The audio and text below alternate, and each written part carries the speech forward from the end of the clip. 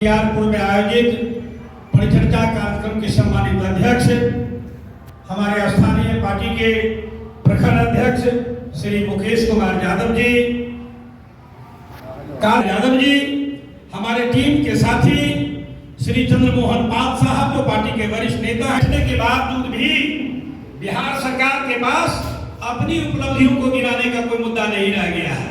हम ऐसा तो नहीं कहते कि विकास का काम उनके द्वारा नहीं किया गया है, लेकिन सामाजिक न्याय की धारा को जिस तरीके से नीतीश कुमार जी ने खंडित किया है और हमारे नेता लालू प्रसाद यादव जी और तेजस्वी यादव जी जिस तरह से सामाजिक न्याय की धारा के पक्ष में खड़े हो रहे हैं और 20 वर्षों से शासन और सत्ता के शिखर पर बैठने वाली पार्टी आज भी हमारी पार्टी विपक्ष में रहते हुए बिहार की सबसे बड़ी पार्टी है और यही वजह है कि नीतीश कुमार हमारी आलोचना किए बगैर नहीं रह सकते हैं।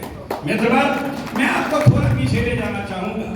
वर्ष 1990 ईस्वी में जब हमारे नेता बिहार के शासन और सत्ता की कुर्सी पर आसीन हुए थे, याद कीजिए बहुत सारे लोग इसमें बैठे हुए हैं, मैं भी उस करीब को देखा हूं, मैंने भी उस दौर को देखा है कैसे समाज के वंचितों को, अति पिछड़ों को, दलितों को, अकलियतों को कैसे अपमानित किया जाता था, कैसे उनके मान सम्मान के साथ, उनके स्वाभिमान के साथ उन्हें अधिकारों से, सामाजिक न्याय की धारा से उन्हें अलग रखा गया था, उनके मान सम्मान और हक को उनसे छीना गया था, वोट के अधिकार से उन्हें वंचित रखा गया था। लेकिन जब बिहार में पहली बार हमारे नेता शासन और सत्ता के शिखर पर आते हैं तो समाज में जो सबसे निचली पंक्ति में खड़े लोग थे उनको उन्होंने विकास की मुख्य धारा से जोड़ा। सरकार और शासन में उनकी आबादी के अनुरूप उन्हें प्रतिनिधित्व देने का काम किया। यह बात मनुवादियों को अच्छा नहीं लगा और 15 वर्षों तक शासन में रहने के बाद हमारी सरकार बदल दी गई। आज 20 वर्षों से नीतीश कुमार जी शासन कर रहे हैं, लेकिन बीते 20 वर्षों में समाज की जो बहुसंख्यक आबादी है 85% लोगों को शासन और सत्ता के लाभ से वंचित किया गया है। हमारे समाज की जो प्रखर व्यक्ति थे, जो मुखर व्यक्ति थे, हमारे अंदर जो प्रतिभावान व्यक्ति थे, उन्हें वंचित किया गया विकास की मुख्य धारा से और चारों तरफ भ्रष्टाचार, अराजकता, लूट, हत्या, अपहरण, बलात्कार, राहजनी जैसी घटनाएं घट रही है। सरकार का इकबाल पूरी तरह से समाप्त हो गया है। भारतीय जनता पार्टी के बीच शासन और सत्ता पर बैठने के लिए कोई भी ऐसा सामाजिक मुद्दा नहीं रह गया है जिन्हें वो अगली चुनाव में मुद्दा बना करके पुनः सत्ता में वापस आए।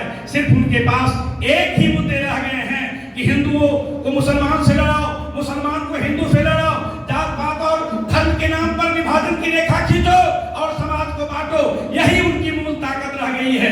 मित्रवर, यह कोई लंबी चौड़ी तकरीर का समय नहीं है और जो विषय हमारे सामने रखे गए हैं वक्ता अपनी महत्वपूर्ण राय से आपको अवगत कराएंगे, लेकिन मित्रवर, हम सिर्फ आपको इतना कहना चाहते हैं कि आप तैयार होइए।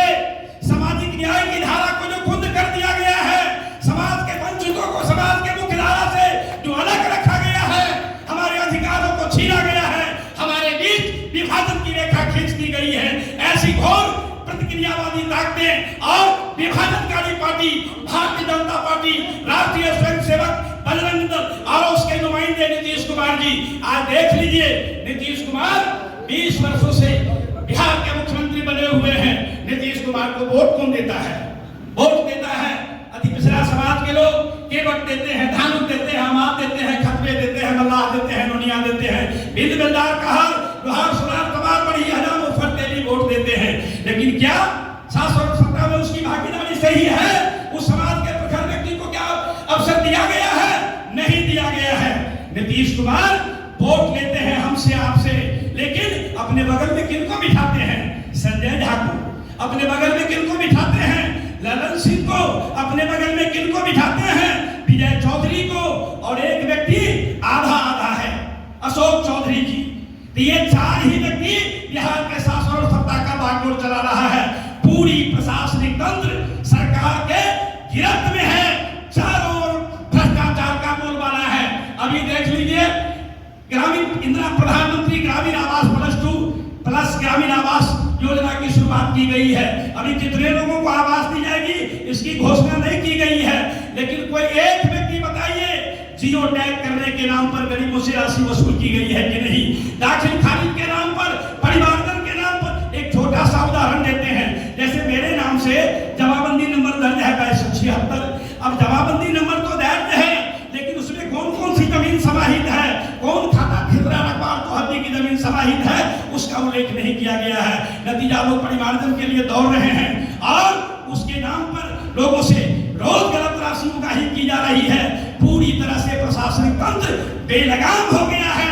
इसीलिए भाइयों बहनों, हम आपको न्योता देने आए हैं कि यदि बिहार में आने वाले चुनाव में आप अपने नेता तेजस्वी यादव की ओर ढकलने का जो एक नापाक प्रयास किया जा रहा है, यदि आप इन सब चीजों से बचना चाहते हैं, राष्ट्रीय जनता दल के जो हमारे पुराने साथी हैं, उनसे मैं करबद्ध विनती और प्रार्थना करूंगा कि जो लोग आपके जिन्न थे, लालू यादव जी के जो जिन्न थे, वर्ष 1990 में जब उन्होंने शासन और सत्ता की कुर्सी संभाला था, उस समाज में जो सबसे निचली पंक्ति में लोग खड़े थे, जिन लोगों को लालू यादव ने गले लगाया था, जिन लोगों को लालू यादव ने विकास की धारा में शामिल किया था, वो लोग आपसे दूर चले गए हैं। उन्हीं लोगों को गलत प्रलोभन देकर, बहलाकर, फुसलाकर आपसे दूर कर दिया गया और हमारे हाथ से शासन चली गई।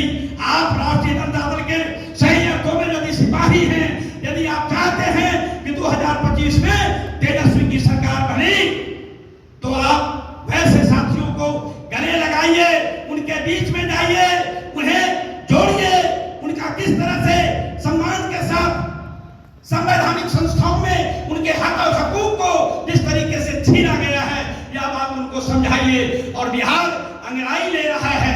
आज बिहार का वंचित वर्ग, बिहार का महादलित, बिहार का अति पिछड़ा आपके नेता तेजस्वी यादव को आशा भरी नजरों से देख रहे हैं। मुझे विश्वास होगा कि जो वक्त आपके बीच में है, इस वक्त का यदि पार्टी की मजबूती के लिए, पार्टी की समृद्धि के लिए और अपने नेता तेजस्वी यादव को बिहार का अगला मुख्यमंत्री बनाने के लिए यदि आप संकल्पित हैं, तो मैं आपसे निवेदन करता हूं कि जो वक्त आपके बीच में रह गया है,